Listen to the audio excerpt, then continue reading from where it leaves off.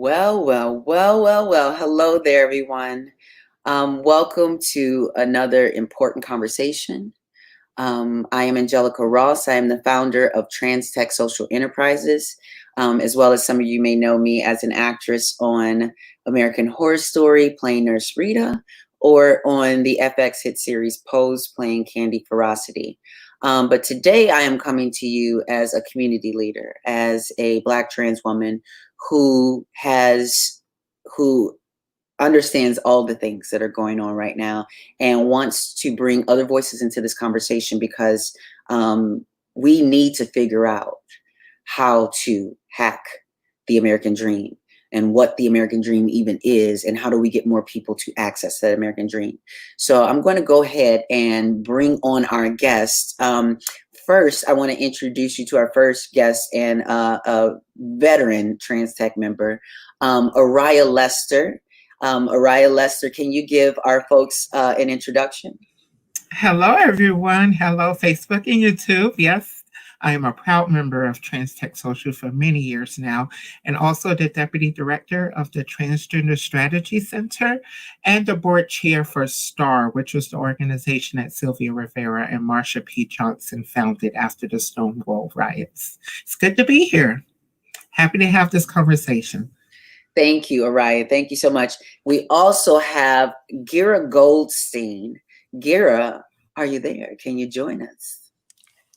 Good morning. How are you, Angelica? Hi, Facebook. Doing as good as I possibly could do in the current circumstances, but I'm glad that we're here having this conversation. Yes, thank you for including me, and thank you, Angelica, for always leading in this space. I'm honored to be here. My name is Gearah Goldstein. I'm co-founder of the Gender Cool Project, which is a youth-led organization that helps bring a platform for young people who identify as transgender and non-binary to talk about their experiences and really help people replace whatever misinformed opinions they might have about our community with the actual experience of meeting people who identify as transgender or non-binary. As we know, that in this country, only 80% of people say they know anyone who identifies as transgender or non-binary. So I'm incredibly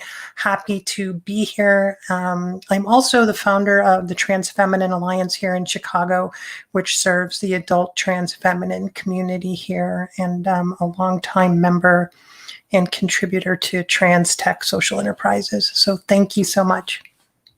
Thank you, Gearah. Yes, Gearah gives amazing workshops and it just really has a command in the space of public speaking and consulting. And if you go to our website, transtechsocial.org, you'll see one of those trainings, impactful virtual speaking and other things. But also, I want to bring back a voice that we had on last week, Safi Mojidi. I said it wrong the last time, and I'm correcting myself. Safi, you forgive me? I do forgive you. It's okay, I guess. Can you give the folks a reintroduction to you? Sure, yes. Well, hello, Facebook, YouTube. Happy to be here again. My name is Safi Mojidi. I am relatively new to the TransTech family, but very happy and overjoyed that I was able to find such a great group. I am currently I am a cybersecurity consultant working with NASA on some cloud security initiatives. Been doing that for the past 7 years or so. I am also the founder and executive director of an organization called Hacking the Workforce. So our mission is to inject qualified LGBTQ Black people into the cybersecurity field, a place, an arena that is significantly in need of diversity and inclusion. And I really think it's very important to have groups like TransTech to really help, create that sense of, we can do it. There's a group of people that are available, and, they just need some guidance and or mentorship. So that's really, kind of what my organization is aiming to do. So thank you for having me. Amazing. Thank you for joining us. And now, I want to start this conversation off because the sort of subtext of this conversation, hacking the American dream, is understanding the spectrum of privilege. When we have this conversation around privilege, so many people just don't know what privilege is and how it works, and how the fact that all of us own some form of privilege. So we're going to start with the basics, and I was going to kick it off to Aryah. Aryah, can you give our folks at home and the folks watching sort of an overview and what the basics of what privilege is? Yes, I sure can.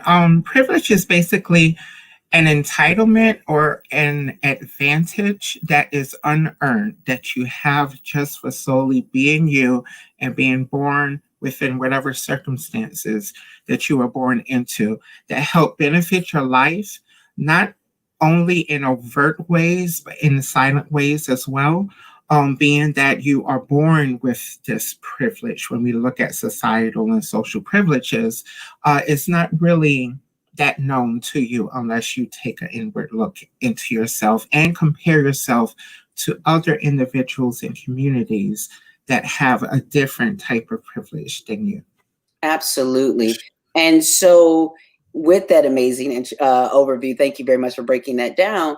There are many ways that I myself, that Aryah, that Gearah Goldstein, that Safi Mojidi, that we all can talk from a space of privilege, even though we are all trans people, even though we come from different sort of backgrounds and places in the world and understandings and resources. The reality is that in this space, even as we look at sort of this small group that we're talking about right here, there's this sort of hierarchy of privilege. And the reality is so say, for instance, even with Gearah Goldstein as a white trans woman, that she's trans, so there's some marginalization in experiencing that, but she's also a white trans woman. So in many situations, she's going to have more privilege than a Black trans woman. But she may not have more privilege than this Black trans woman because of my privilege that I've earned now as a celebrity. So these privilege also shifts. And there are times that your privileges will not protect you. And actually, that's just the general mode. Your privilege will not protect you. So investing in that and holding and clinging on to that is not going to be helpful. So today we want to have a intersectional conversation, not just about privilege, but what we do with it, how we use that privilege to then break open the doors for others who don't have the privileges that we have. So just starting off as well, I want to just have each of you talk about your experiences around privileges, around your experiences both in your own privileges, but coming up against where you see your privilege stops, and now you're engaging in other privileges like white privileges, or seeing those things that sort of trump the situation. Well, for me, it took a while to really realize what privileges I had. Once those privileges were stripped away during transitioning and whatnot. So one of the privileges is just having a highly intellectual mind. I've always had that. As a child, they used to call me the whiz before I even entered school. And in kindergarten, I was immediately put into a gifted class. So therefore, throughout my trajectory through elementary school, middle school, high school, college, I had a lot of more access to white people, one, access to higher knowledge that gives you a greater understanding of how our society is structured and how to navigate through that structure that we currently have. And, then I realized there was lots of other privileges. As I transitioned, there's a pretty privilege, of course, for a lot of individuals. And that's not just a trans thing. And in using your presentation as far as your outfit and your makeup and your hair and your jewelry to enter a room and to kind of gain attention through that in order to covertly kind of accomplish your mission at hand. So that's just a couple of examples. I'm sure Gearah and Safi have other ones as well. Yeah, feel free, either one of you. Go right ahead. Go ahead, Gearah. Okay, thank you, Safi.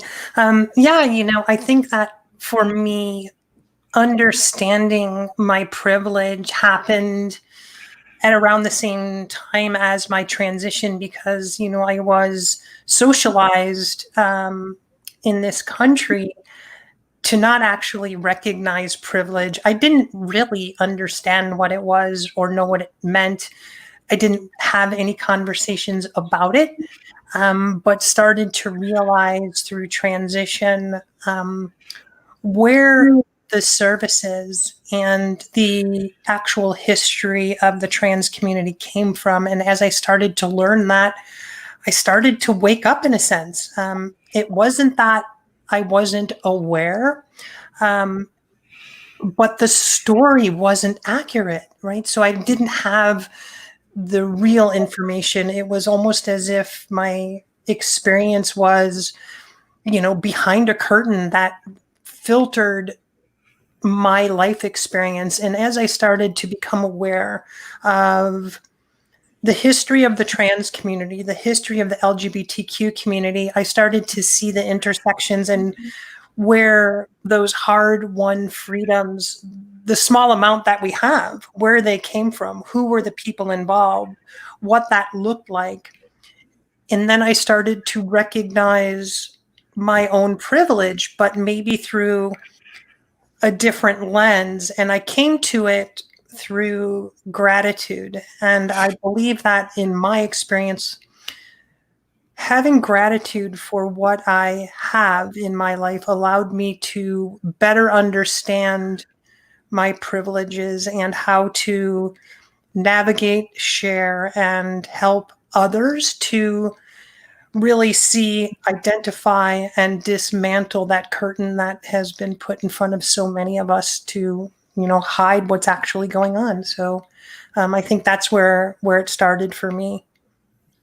Yeah, and I appreciate being able to speak to that journey because a lot of times for people, when we talk about privilege and we talk about these things, we talk about it from a distance. We talk about it from almost like an academic space, and that doesn't really center ourselves as being an example of how we have come to the understanding of what privilege is. Safi, what has been your both experience of both recognizing your own privilege and recognizing your lack of privilege in certain spaces? Absolutely. So I think in terms of my privilege and in my experience, I think very early on in my life, I was not born in the United States. I was born in Nigeria. And so with that, I think comes a certain set of privileges and then a certain set of disadvantages. So, as you can imagine, coming into a new school, we kind of got there in the middle of a school year. It was relatively difficult to try to make the adjustment from, not only changing schools, but, essentially being new in a different country. So I think I look at the privilege coming from two perspectives. So I was able to, we had these extremely high expectations in our household for education, for behavior, and just the way that you should conduct yourself, not only as a child, but as, a Black African-American in this country.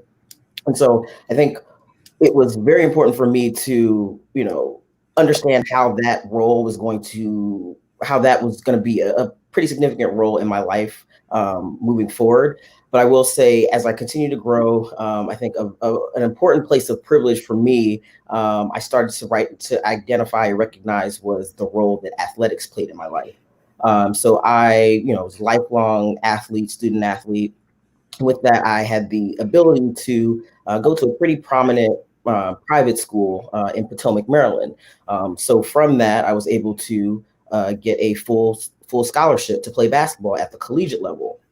And from there, I was fortunate enough and, was fortunate enough to have the skills. I was able to play, something that I'm sure some of you guys don't know about me. I played on the Nigerian national team in the 2008 Olympic qualifier, which right? So that's something that I not only was able to— Is he breaking up for everyone else too? Are you breaking up for? Hey, can you all hear me? I can hear you. Can you hear me? Okay, Angelica. Angelica, can you hear me? I think Angelica went offline, but I can hear you just fine, Safi. Okay. Thank you. I can hear you as well. Okay. Oh, she's back. There Okay. she. We're back. I don't know what happened there. We were still on, but I think something happened with your connection.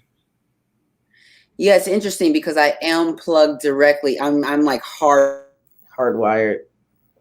Oh, there she goes again. Yeah, that's so weird. Well, it looks like it's still going. Should I just continue maybe? Yeah. Yeah, keep Okay. going.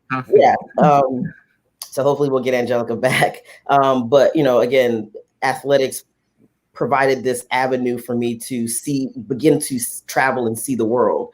So I was able to go to Nigeria, Senegal, and then from there I started to understand, hey, doing something that I love could be translated into new experiences, meeting new people, having the ability to get— Angelica, are you back? I am. I guess I have no idea what's happening right now, and hopefully we can, it'll fix itself. I don't know if my router is had recycled itself, or I don't know what have you, but I'm directly hardwired in. So let's hopefully we're good. Okay. So I was continuing to say that, at first it was athletics that, helped me understand that I was privileged and having opportunities that people that I grew up in the same neighborhood with did not have. From there, it translated into the privilege to be able to travel. And with that travel privilege, I was able to see different parts of the world, experience different cultures, different food, just have a greater worldview outside of the scope of, my life in the United States. Another, avenue for privilege for me related to travel was the fact that my mom was recently a retired foreign service officer, a diplomat. She had the ability to live in a lot of different places while after my sister and I graduated high school. So, I got the chance to travel to Senegal, Bangladesh, Haiti. I mean, these are places that, I'm traveling there to see my mom, and she's living there at the time. So now we're able to go and do different things outside of the normal touristy things that one might do when they travel to a foreign country. So for me, it's being an athlete as well as being able to travel has been transformative for me growing up.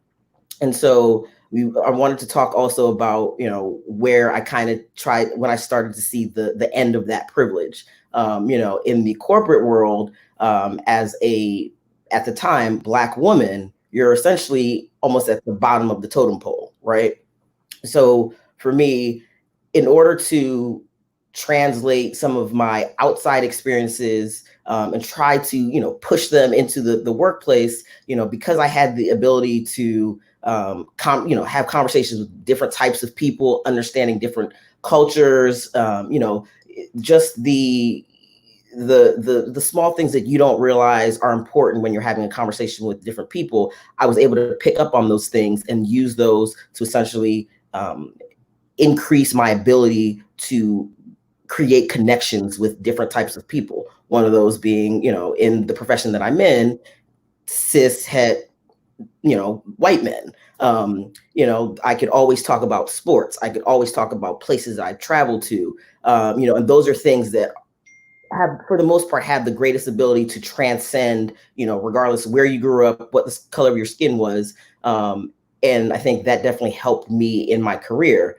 But then I will say, prior to transition, there was always the feeling of, I don't know that I can be my whole self. I don't know that I can come out as lesbian. I don't know, when and if I could ever come out as trans. And overcoming some of the, imposter syndrome and things like that is, really helped me try to overcome the ceiling, if you will. And I think what you're even speaking to in us trying to overcome those things, I mean, we unintentionally, have to become these sort of like pioneers in this space. And it's, of course, everyone shouldn't have to be a superhero with a cape on coming in to save the day and dismantle white supremacy and do all these things. But many of us have to become aware of our privilege and role to make change, to have influence. And all of us have done that. So what ways have you yourself gone from experiencing no privilege to recognizing whatever privilege you do have, and then using that to kick open the doors for other people? How are you taking your privilege, turning it into power, and shifting that so that more people can actually access and hack the American dream? For me, it's about layering your privileges. You start with that core privilege, that privilege of whatever it is that you was born with, your athletic ability, like Safi said, or your intellect, or, your skin color. And then you have to, one, realize what that privilege is, and then utilize that privilege. So I took my intellectualism up to a point to where, I got offers from Harvard and Yale. I went to a private Christian college, but yet at the same time, it's layered with some of those intersectional disparities that we also live with. So at that time, I also lived in Georgia, which is highly racist, especially in a small town where there was only 20,000 people in the whole county, not even the town.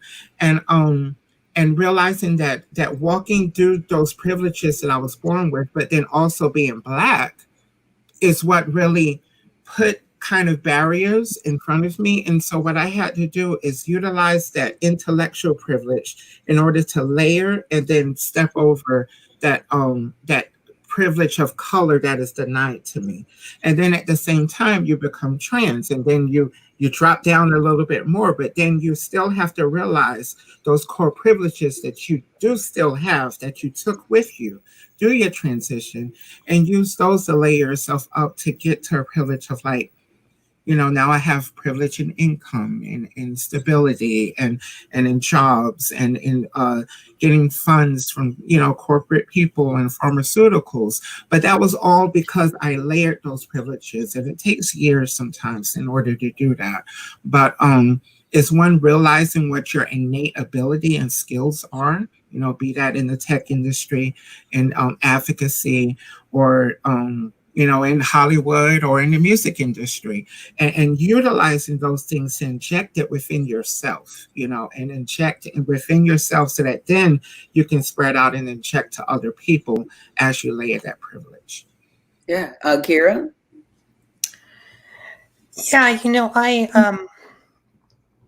And I mean, even let me even just set you up in the sense that, like, so for folks that don't even know that, Gearah has her own company. She has her own consulting company. She's a member of TransTech, but also is sharing sort of her behind the scenes knowledge in her industry with other Black trans folks and trans people of color within our organization, to know the things that we don't know because we're not invited when we don't get the contracts sometimes that you get. So can you just talk about the ways in which you've sort of recognized your privilege and how you're using that to help others hack the American dream?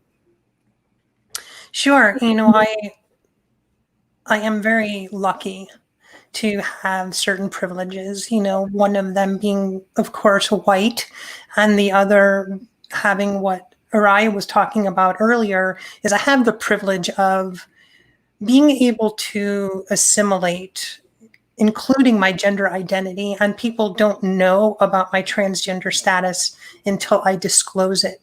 And that is a massively huge privilege when we're discussing the intersections of privilege within the trans community.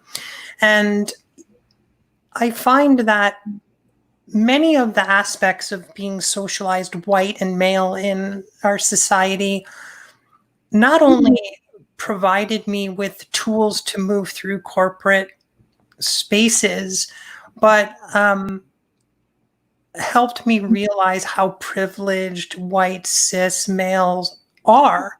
And there's a certain experience that I have, for instance, where I sense the pressures, both towards women in the workplace, and then also the visible experience of where are Black people in the conversations I'm having in these companies that I work with. And many times when we're working in the space of inclusion and diversity, I think the bigger companies finally in this country are starting to realize that diversity is mathematical, right? You can look at the numbers of your workforce, see where people come from, and try to change those numbers. But inclusion is actually the work, right? That's the hard part. And where are these companies when it comes to Black executives? What does that look like? And, you know, there's so many reasons why it doesn't exist. That's where I'm most eager to change the way that this country looks. I have this privilege, almost like a Trojan horse, to work inside corporate America. And when I think about activism, advocacy, and what that actually looks like, I do feel like an anarchist in many ways, because I'm doing this work in ways that I don't know that my clients truly understand, because it's almost in many times too difficult to talk about privilege, because you have to come to an understanding yourself. You have to believe and understand the deep, centuries old experiences that put white people in power and put them in positions that, again, it's almost impossible for so many white people to actually see privilege, because they don't believe it exists, because they haven't had the experience. And that's where my trans experience intersects. I know that prior to transition, even though I knew that I was transgender my entire life, not until I started to actually live the experience as a trans person could I come to the understanding of what structures and powers were put in place to prevent me from being who I am. And I had to bump against those and start to understand that my own transition, my hesitation to transition, was created by the same oppression that sets back all marginalized communities, which is this structure that is so difficult to dismantle and to move within. So that structure, for those that don't know, that structure is called white supremacy. Yeah. But like just that structure, because what folks don't understand is that that structure of white supremacy affects white people too.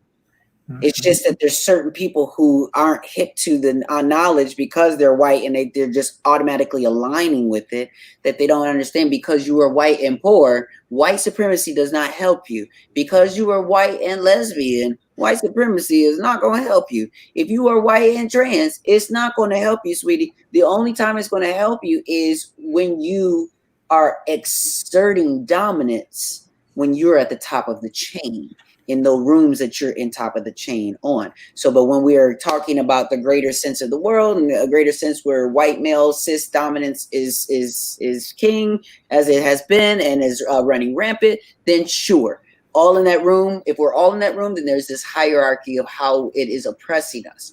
But when we talk about hacking this American dream, and when we talk about the movement, when we think about Pride Month, this is Pride Month.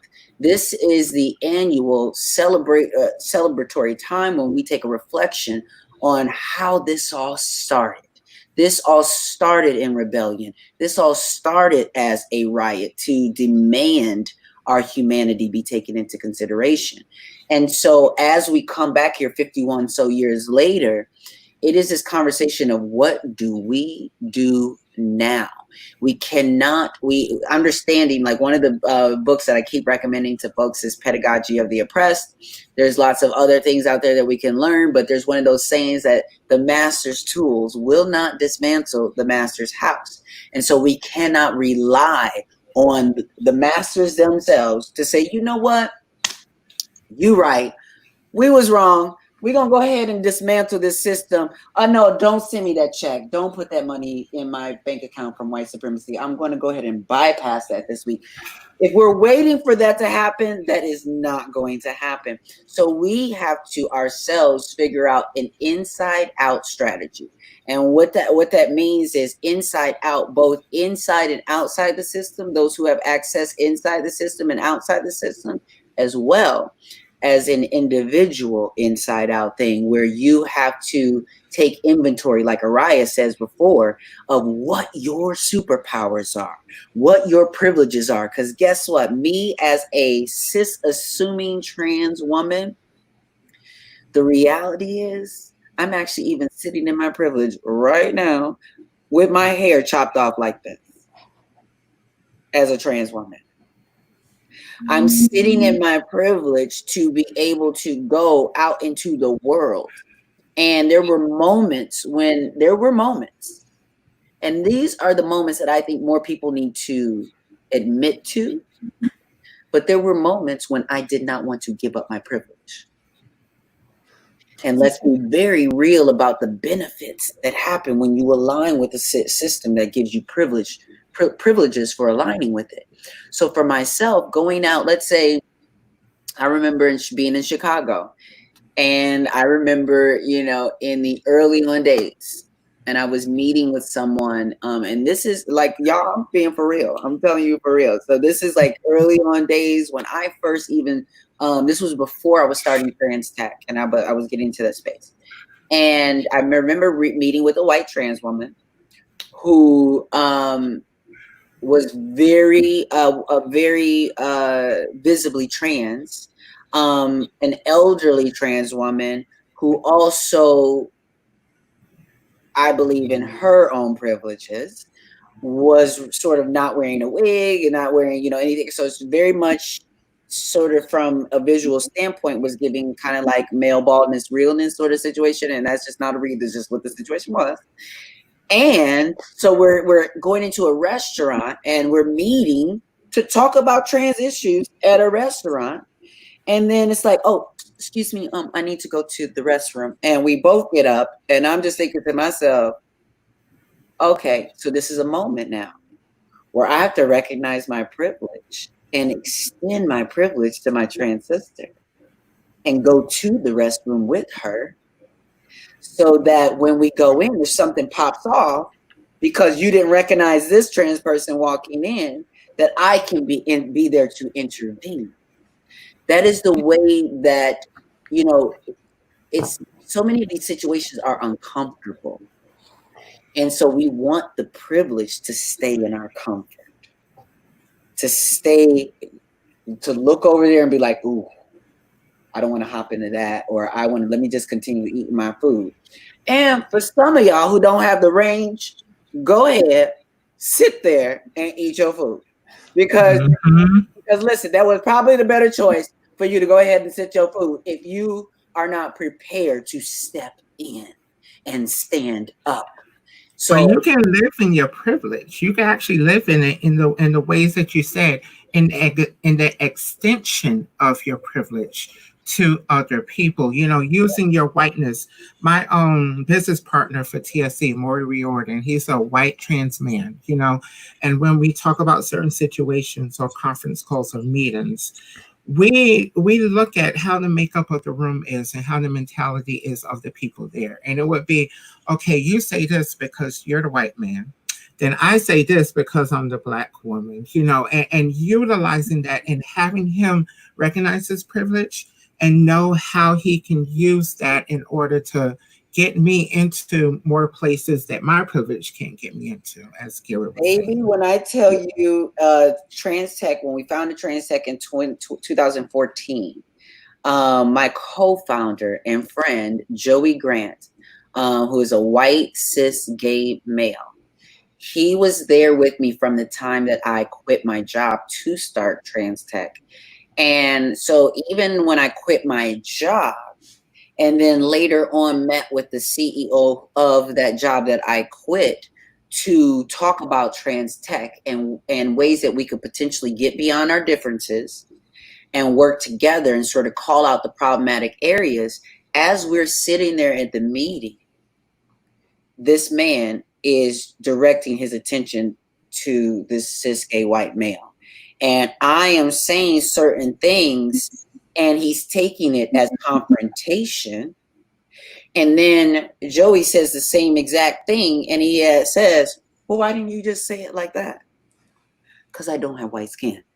So, and you didn't hear me because of that reason, but I did just say that. Safi, were you gonna say something? yeah, I was literally thinking between what Aryah is saying and what you just said, Angelica, is the amount of privilege that one has based on race and or gender identity or gender presentation is wild. I mean, and until you, and unfortunately, a lot of people, you know, most people haven't transitioned or may not ever transition for whatever reason, but the experience is like, it's almost like you're coming into a situation as a completely different person after you transition, and you're looking at the world with completely different eyes, a completely different lens.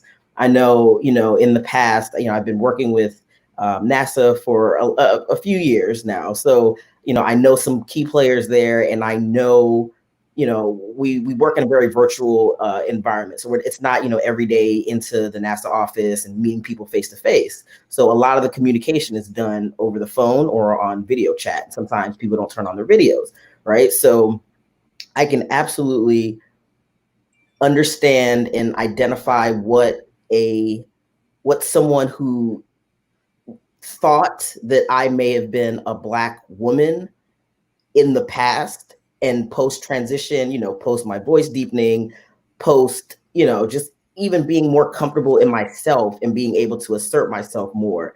I understand and can see the difference between how I'm reacted to in terms of, you know, the lack of particular microaggressions over the phone, via email, the occurrence of, I, as a Black woman, would have said something just like you identified, Angelica, and let a man, regardless of color, because, you know, we're on the phone, let a man have repeated basically that same exact thing, and now it's a great idea. And now I don't want to say it's completely stopped, but there's definitely, I've seen a significant reduction in that type of behavior towards me. And that speaks volumes in terms of my privilege now. And it's absolutely critical and vital that I do something with that privilege. So it's been very interesting. So let's even shift that for a second. So since we've tapped into the conversation about how privilege is perspectival, and from the place of perspective and privilege that you're coming from, and that it will shift depending on what community spaces and places that you're in, let's shift for a moment into the Black community for a moment. And let's talk about the privilege, because right now it is being difficult for myself and for, I'm sure, everyone here as well, but especially the Black trans folks on this panel, been difficult for us to be out here speaking wholeheartedly about Black Lives Matter, speaking against racial and economic injustice and gender justice, only to turn around and have folks in our own community violently reject us, and either be silent or overtly complicit in our oppression. So, you know, one thing that we fail to talk about in the Black community is about privilege, is about the fact that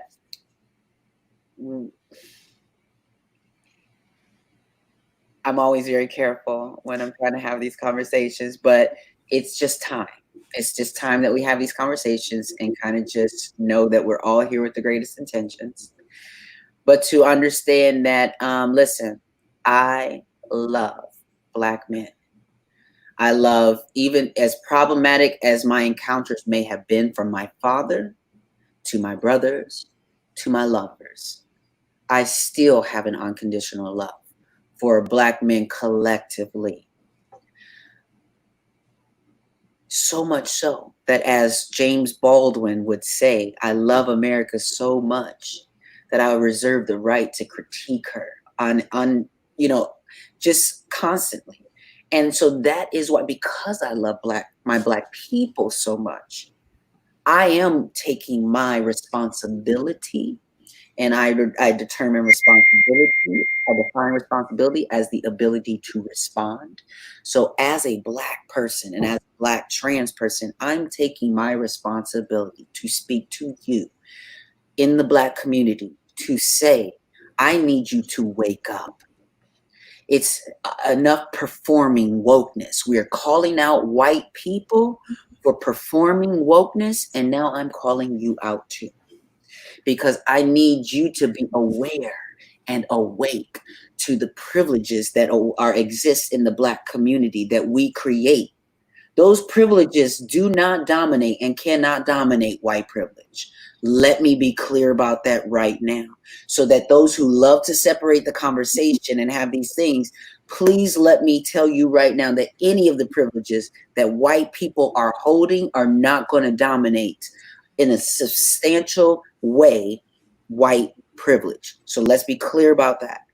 But when we are specifically talking about Black people and in the Black community, then there is a very real conversation about cis privilege.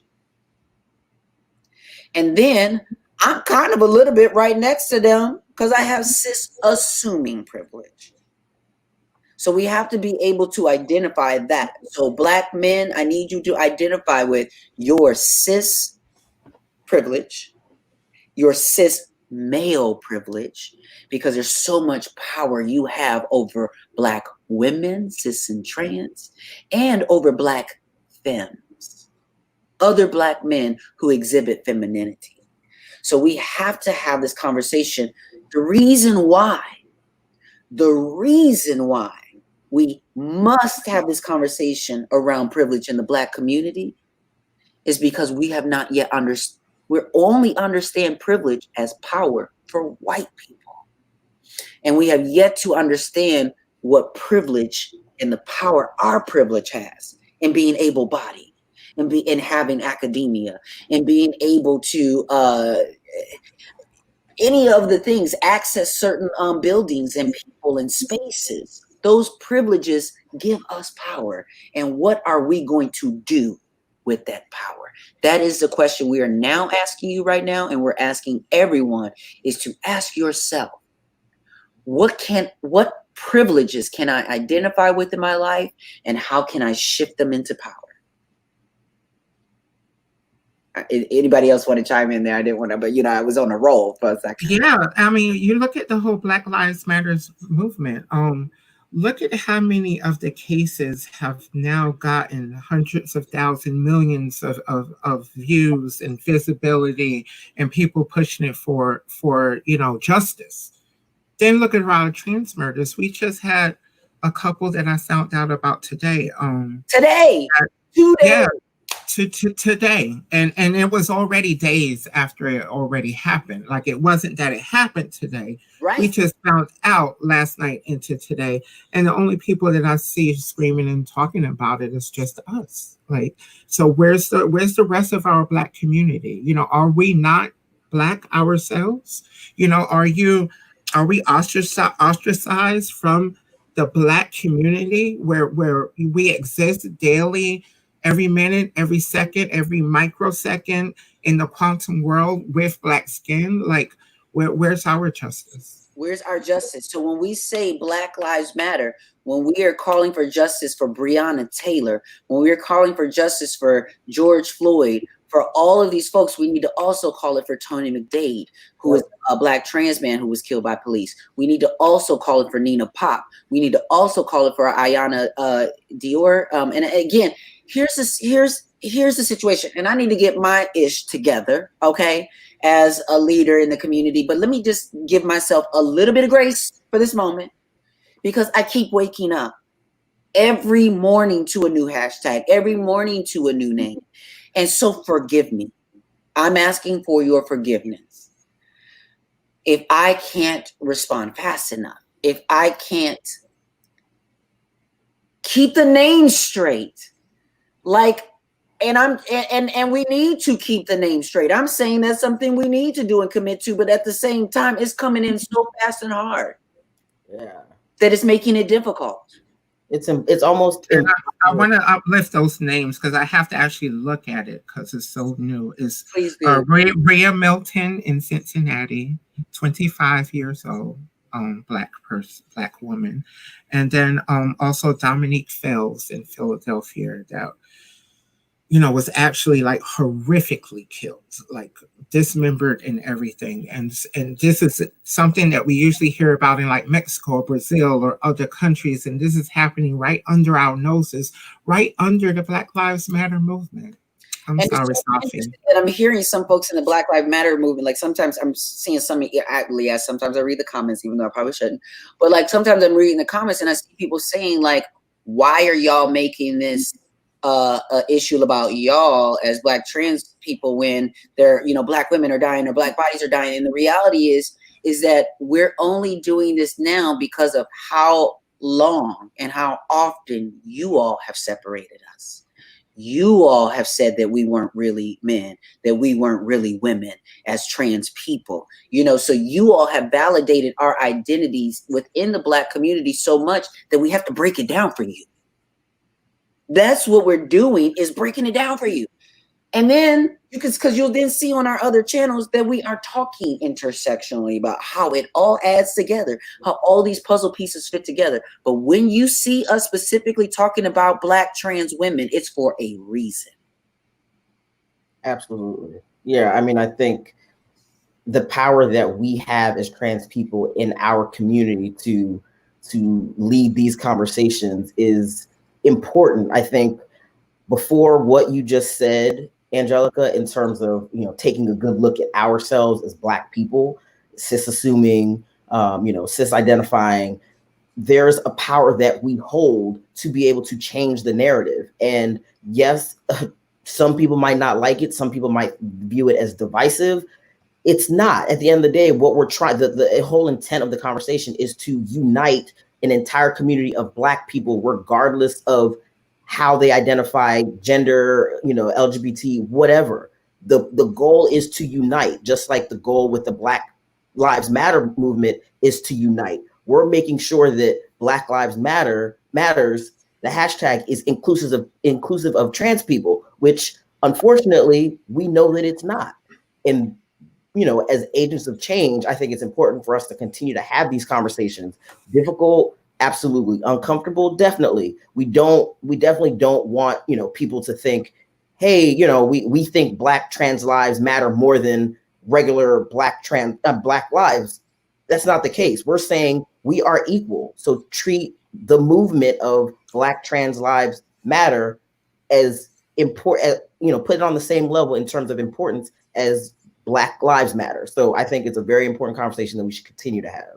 And I want to point out the fact that when we talk about hacking the American dream, that there are so many folks who there's so much inside baseball too for us to discuss as a trans community when it comes to the gaining of privileges that we see happening when people have cis assuming privilege.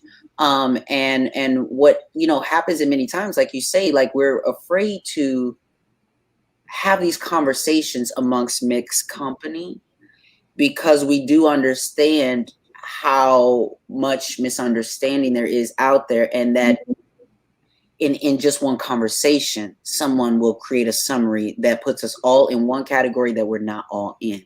And so I see this difficult conversation happening, and I have to be clear as a leader of the trans community that we stand for all bodies, that we stand for all identities, binary and non-binary. And so, what typically even happens within our community is that you have these you have folks who have such cis-assuming privilege or an understanding of their own transness that they don't see room for non-binary identities. But a lot of times, that's based out of fear. And a lot of that fear comes from embracing non-binary identities that then the outside world or outside community is going to now relate as a trans woman, and say, And sometimes as a binary trans woman myself, I've been in many spaces where I'm feeling like my right to identify as a binary trans woman is being, is not being honored in a way. And I'm almost being seen as like a traitor in some ways to the movement by gravitating towards my binary identity. But that is just what feels comfortable for me. And recognizing, I think we as trans people have to reflect for the rest of the world that when it comes to this being binary or non-binary is not actually solely a trans discussion. And the reality is that when you're cis, you can be a non-binary cis person. You can be someone who who does not subscribe to certain things that are typical to certain roles of gender. And so the more that we allow folks to identify at where they are, it doesn't have to mean anything about you. And just because this person identifies this way does not have to cancel out the fact of the ways that you identify. But if we can just create spaces where everyone can feel free to express who they are, then we can get down to thinking about this thing of English as not a first language. Okay. So in many situations when English is not your first language, that is a disadvantage for some folks. That is I'm thinking of, but it's a disadvantage for some of them, but only because of how we think about things normally. When the reality is, if English is not their first language, they might be an excellent translator for, to help us translate a lot of the work that we're doing in nonprofits into the language of the people that from those communities. But we don't see those sometimes as a privilege. We will right away see it as a deficit. So I think we need to shift the way that we see ourselves in every piece of our intersectional identities and find the privilege, which means that answers that question. Grateful for. What was that? That answers that question of what are some ways to facilitate the conversations is that utilization of your privilege in order to do it. Like, I now have a privilege of being a governmental contractor with the Department of Justice. Every time I hear of a trans murder, I'm able to report it directly to the Department of Justice in order for them to, one, have the vetted information from me as far as identity and pronouns and that type of thing, to then kind of push and put some pressure on whatever local precinct is over that.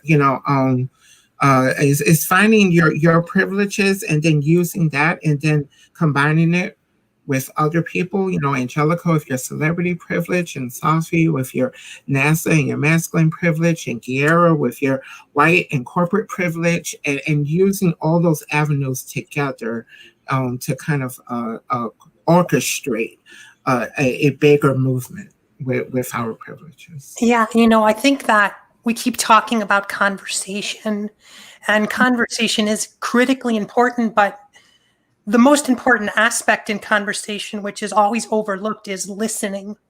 And, sitting here as the white person on this panel and already just in this short hour, cis assuming, that is not terminology that I was aware of, although I kept bumping into how to explain that experience. And so I learned that today. Thank you, Angelica. And I will use that, right? Because I'm sitting and I'm listening. I learned early on, as I had positive intent, but I didn't know how to listen, and I didn't know how to channel the energy that I wanted to bring into this space. And I was taught, I'd call her a mentor, whether she knows or not, by Lasaya Wade. When I reached out to her probably 4 years ago, I met her at a rally for trans youth here in Chicago.